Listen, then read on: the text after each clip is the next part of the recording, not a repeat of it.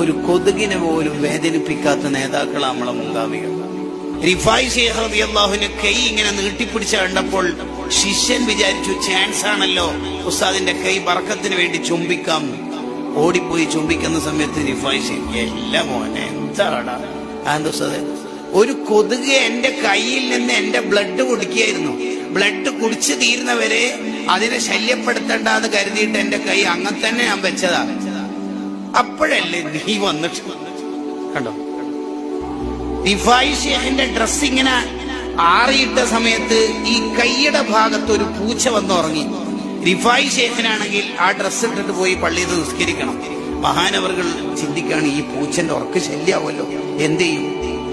മെല്ലെ ഈ കുപ്പായത്തിന്റെ ഈ ഭാഗത്ത് കത്രികനെ കൊണ്ട് പീസാക്കി ആ കൈന്റെ ഭാഗം അവിടെ തന്നെ. എന്നിട്ട് കൈയില്ലാത്ത കുപ്പായുമായിട്ട് പള്ളിയിൽ പോയി നിസ്കരിച്ചിട്ട് വന്നു. നിസ്കാരം കഴിയുമ്പോൾ മൂപ്പര് ഉറക്കത്ത് നിന്നിട്ട് പോയിട്ടുണ്ട്.